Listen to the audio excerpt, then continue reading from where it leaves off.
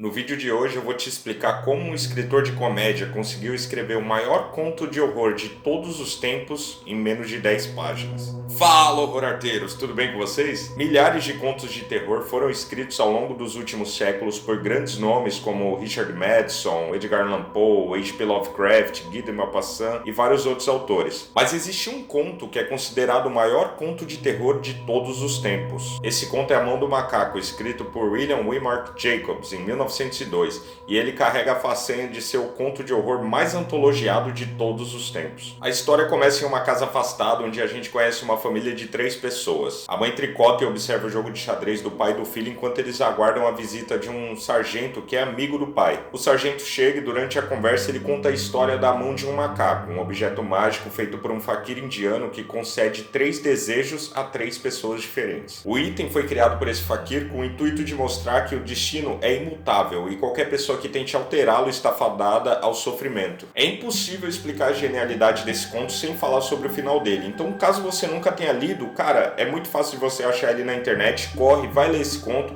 eu vou tentar deixar algum link na descrição, depois você volta aqui nesse vídeo e assiste até o final. Quando escreveu A Mão do Macaco, Jacobs não era conhecido por ser um escritor de terror.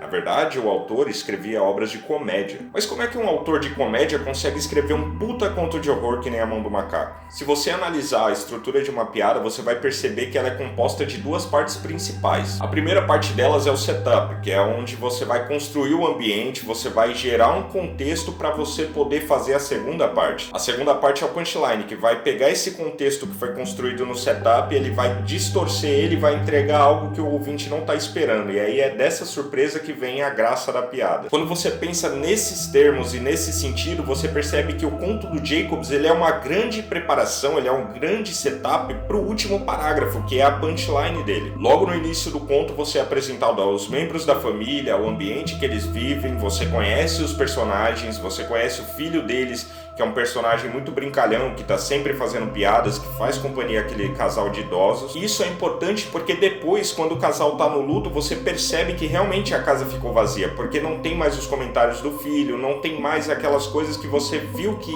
existiam ali naquele ambiente antes. Você percebe que a morte do filho não só afetou o casal porque, era o filho deles, mas você como leitor, você não vai ter essa percepção, a não ser que o autor deixe algo muito claro pra você. E ele faz isso aqui na forma das piadas que o moleque conta, e depois que o garoto morre, a casa fica praticamente vazia, porque só ficam os 2 idosos lá. Depois de tudo acontecer, depois do homem ir lá, pegar a mão do macaco, fazer o desejo de que seu filho volte à vida, a pedido da mulher, e alguma coisa começa a bater na porta, isso é a preparação já da punchline, que vem no último parágrafo. Tem alguma coisa batendo na porta ali, você sabe que é o filho deles, mas você não sabe como ele tá. Então quando a mãe consegue puxar a cadeira, arrastar, colocar na porta, passar o ferrolho para abrir, o pai corre lá, consegue pegar a mão do macaco e fazer um pedido, e esse pedido não é falado, então ele mantém o suspense até o final, e quando ela abre a porta você escuta o lamento dela, o homem corre até lá e ele encontra a entrada da casa vazia. O que quer que estivesse ali atrás da porta foi embora com o último pedido do homem. Isso por si só já é uma subversão da expectativa do leitor que fica esperando para saber o que tá ali atrás, batendo na porta. Então durante o conto a gente já fica sabendo que todos os desejos feitos com a mão do macaco eles são realizados, só que são realizados de uma forma não muito boa. Então se eles pediram para que o filho voltasse, como esse filho voltaria?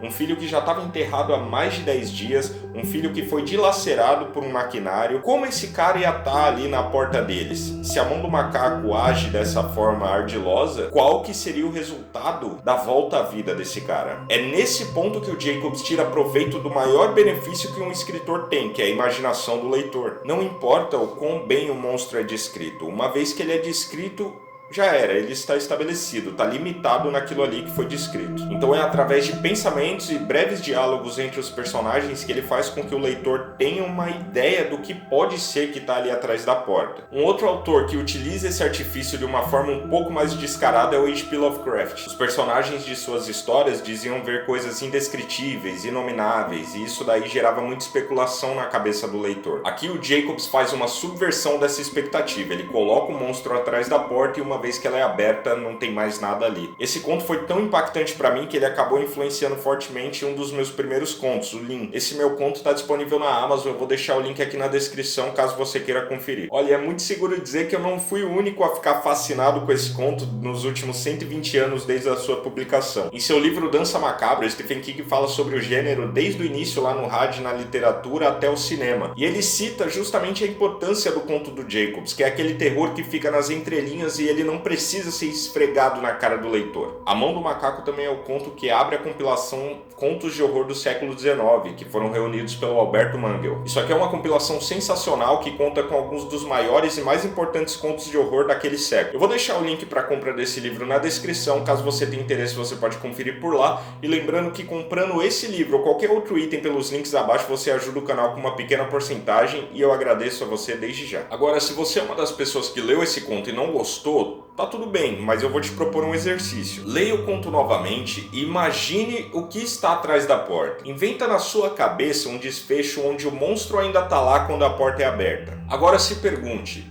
como você continuaria essa história desse ponto? Depois disso você pode tentar avaliar qual o final que foi mais impactante.